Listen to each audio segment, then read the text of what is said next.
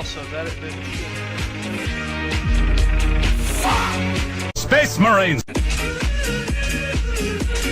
Hello Bradley Products, my name is iToaster, and today we're going to be reviewing Dawn of War 3. For those of you that don't know, Dawn of War is a real-time strategy series from Relic Entertainment, initially published by THQ and now more recently published by However, this most recent edition has been getting a lot of mixed responses, and not just at its release, it's been getting them for quite a while, not the least of which came from me if you saw my videos on it last year. So sit back and I'm going to tell you all about the game's good points and its bad points. But before we jump into that, we should find out if you can even run this game, so let's look at the game's God, we fight like men. What's the matter with you? Come on! Naturally, to first test the performance, I have a massive desktop tower that I use for pretty much everything, gaming, rendering, videos, music, etc. It's a little outdated at this point, but it still works. And if you want to know its specifications, here you go. However, I know that there are a lot of people out there that don't have computers such as this, so I will also be testing the game on a laptop. This laptop to be exact. It's a pretty good laptop that I bought for a half-decent amount of money, and will do a very good job of measuring performance on lower-end or medium-end PCs. I'll list its actual specs, but for those of you that don't know what those actually mean, I'll explain why this compares to possibly your computer at home when I get there. So I started out with the desktop tower, and I ran the performance test that came with the game. And while I have a performance test running in the background here, this is not actually representative of the actual frame rate as I was recording. And recording seems to cause me to get about 10 or 15 frames per second less than I would otherwise, and likely would be the same on your computer. So I used Fraps to run a frame rate benchmark on the performance test, and it came out to an average of 64 frames a second. The minimum came out to 50, and the maximum at 85. In other words, it ran very smoothly, there were no hitches or anything, and the game was running at its maximum settings. Those are actually higher values than I would have gotten in Relic's previous game, Company of Heroes 2. That game ran significantly worse than this one does. In fact, I can't max my settings out on that one. So if you have, and have run Company of Heroes 2 and it runs like shit, this will run at least somewhat better, I can guarantee that much. I then went down to my laptop to test its frame rate, and I discovered something. How the hell do people sit down behind a camera and then operate in front of it? I don't understand. It's so uncomfortable. Can I just point out, this is the most uncomfortable way to be recording anything? How do people do this thing with their self behind a camera? I don't understand. Go fuck yourself. Go fuck yourself. Regardless, I fired up the game, stuck it on its minimum graphical settings rather than its maximum, and then fired up a frame rate test at two resolutions, one at 1080p and one at 720p. The 1080p one had a fairly low frame rate, and people probably wouldn't recommend playing with it. It averaged 21 frames a second-ish, with a minimum of 16 and a maximum of 27, again at the minimum settings minus the resolution. When the resolution was lowered to 720p, it was able to go much higher and be more than playable, with an average of 34 frames a second, a minimum of 29, and a maximum of 42, never once dropping too low to be considered playable. Now that may not seem too impressive, but if you look at the game's system requirements on Steam, at least in my case it was raising some eyebrows. They seemed far too low to be anything near playable. In fact, running a comparison between the GPU that the game lists as minimum and the one inside my laptop showed that the minimum requirements for the game actually are higher than what I was running on with my laptop. However, it's running smoothly. I could easily play the game on my laptop without any issues. In fairness, at the minimum settings, but still, that is playable.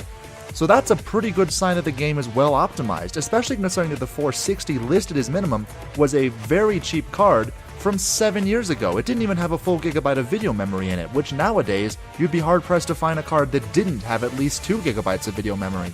So the longer or the shorter of it is that basically this is a very well optimized game. You should be able to run it on very low end computers with very few problems.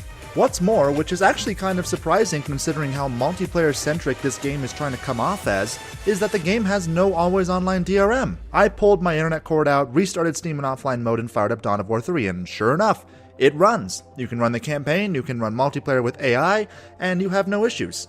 While I guess this is to be expected from Relic, I am surprised given how player versus player centric this has all seemed to be upcoming to launch. So now let's go ahead and move on to the next bit, which is actually playing the game.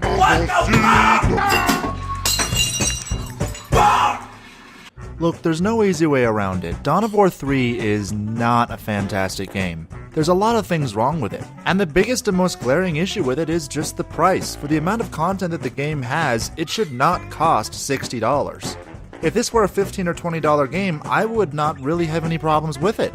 Or at least they would be a lot less big in my head than they are now. Considering this is a full-price game, going into it and seeing there's only one multiplayer mode is not good. Especially not when you consider that one mode isn't even the typical multiplayer Annihilation mode.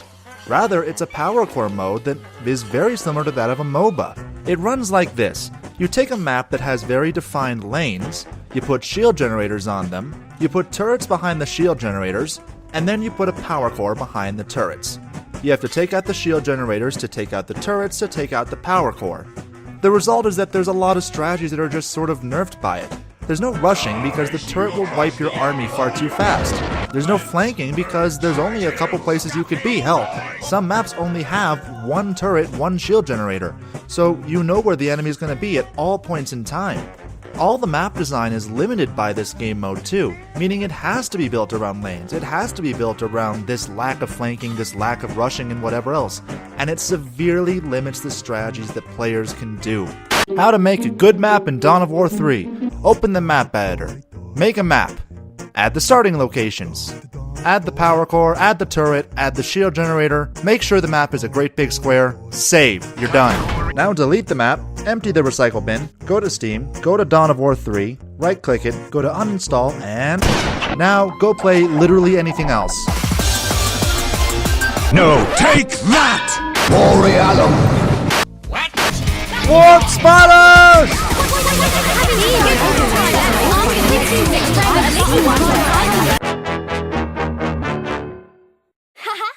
Dawn of War 1 would have you moving bases around or having forward bases that the enemy didn't know about that you could use to then flank them or bring in combined assaults.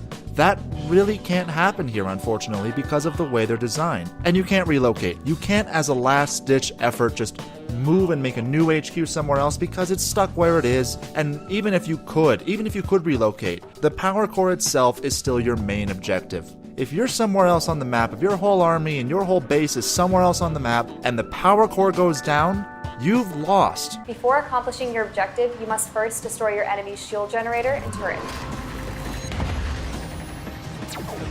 Not so fast. Not so fast! Not so fast. Not so fast. Not so fast. If you heat up fast, then you'll tend to ejaculate faster. This is also why there are no defensive structures in the game. It would make it unbalanced to be able to place down turrets because there's already these overpowered ones that can wipe entire armies. I think it would help the game a lot to have a basic annihilation mode where you can place defensive structures, where you can set up something where you want to set it up, relocate and build new HQs, have turrets guarding them, have a base somewhere the enemy doesn't expect it, and have maps that are designed for it.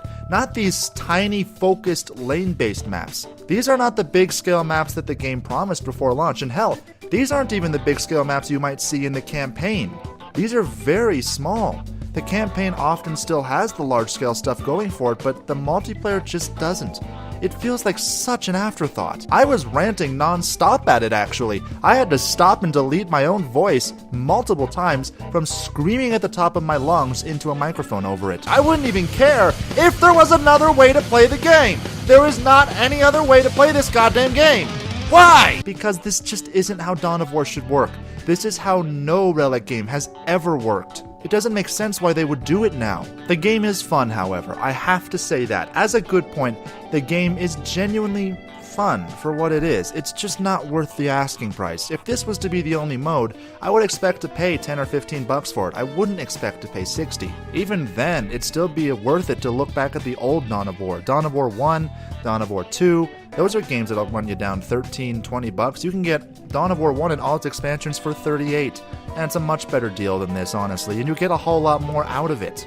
To name some of the good points the game has, which it does have a number of them, the combat's very fluid, it's all very, very easy to control and very nice to control as compared to previous games, which would have units awkwardly shifting around and dancing amongst themselves as they tried to pathfind around each other.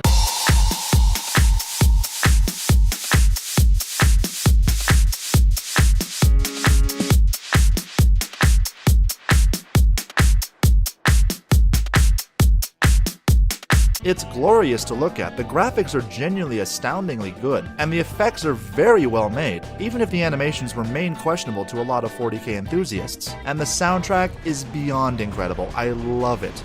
I just hate that it's restricted to a collector's edition. Why is it that we can't buy the soundtrack somewhere else, iTunes or anything? I don't like when soundtracks are restricted to collector's editions. I don't have the collector's edition, most people aren't going to get it, and you know what? A lot of people do want the soundtrack and will pay money for it, because it's really good, regardless of what I say about the game. Not having it for sale is going to hurt the composer, and probably going to hurt your sales too. The elite units are fairly well balanced in my opinion, surprisingly. I expected them to be much more powerful and much more hero-like, but it turns out, for the most part, they remain mostly as normal units or commander units with maybe a bit more health, or in some cases not even, such as the Deathwatch kill team for the Space Marines actually having the exact same amount of health as an upgraded tactical squad, if not a little less. But the biggest in-game issue to me, besides the price, more than the map design, more than the game mode, more than any balancing issues it may have, is the skulls. The whole game runs on an internal currency system called skulls, which thankfully are not a microtransaction. Yet. I can see them becoming one very easily. Skulls unlock everything. When you first start Dawn of War 3, you don't have access to pretty much any of the elite units and none of the doctrines. These are not just simple doctrines that give a small percentage boost, these are doctrines that give entirely new abilities to your units, such as allowing tactical squads to throw grenades, Eldar bone singers to construct shields, Orc boys to become more powerful when put into large groups. And that's among other things too. Many other things. There's dozens of doctrines in the game, and not just for one faction. These go across all of them. You only get 3 elite units by default on each of the factions, enough to fill out the loadout barely. And all the other ones cause a significant amount of skulls each. You earn skulls either by playing the campaign, leveling up your elite units, or by playing multiplayer, and you don't earn them that quickly. You earn them in the campaign fairly quickly, but that's mostly because you're just leveling elites up very quickly, which gives you a lot of rewards. But the fact is, it just discourages play. It really does.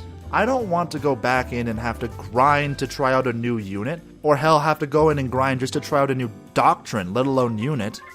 If you want to have this idea of everyone building up an army beforehand, so they can go into multiplayer and have this thing ready to go, they know exactly what they're going to bring with them, and etc., then give everyone those options at the start. This would be as if Dawn of War 2 locked out 2 of the 3 hero units until you unlock them with an in-game currency unlock, or locked global powers behind them, or unique units such as Terminators. It just isn't fair. It doesn't give you a chance to experiment. You can't try out new army formations because you don't really want to spend your skulls on experimenting. You never know what to spend them on. You don't know who to spend them on. How do you know you should spend them at all? Maybe you should wait, see if an expansion comes out, see if better shit comes out. You don't know. It discourages playing the game. Literally. I feel like I'm being forced to grind to get something that I don't need to grind for. And you know what? Here's the thing. This is not uncommon in games, I get that. Especially not in MOBAs. Look at Heroes of the Storm. Look at League of Legends. Those games both lock heroes behind a paywall. You have to earn in-game currency to unlock them. Why can't Dawn of War 3 do it? Let me sum this up quickly. Those games are free! This is a $60 game, and it just goes back to that again. As a $60 game, we should not have to be grinding in-game currency to get things that we should have at the start, especially if we're supposed to be able to try out these things, to experiment, to make our armies our own. Try out different combinations and play matches to level up your elite heroes to unlock new doctrines, cosmetic skins, and more. Kill me now! So in summary, Dawn of War 3 is a fun game with a fun campaign and crap multiplayer that is not worth $60. I would genuinely say give this game some time. Wait for the price to come down to about half of what it is now. Wait for a bunch of updates to come out that I'm hoping will add a lot more content to the game that currently it does not have. Wait for a lot of these things to either be fixed or for the price to take a massive fall down before you look into this game. It's painfully average, and that sucks to say about Dawn of War. That really does. I don't want to say that. I wanted to come in here and say this was the best thing ever, I was wrong, go out and get this, but no, just wait. I'm not saying it's terrible. I'm not saying that this isn't going to be good.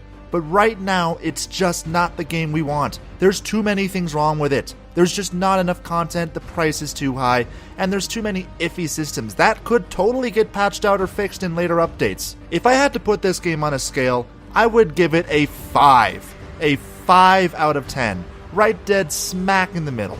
It's not bad, but it's not good. I wouldn't want to drop it any lower because it's not worthy of being considered total shit, and I wouldn't want to put it any higher because there's just too many questionable things that Relic themselves even knew they were doing before the game came out.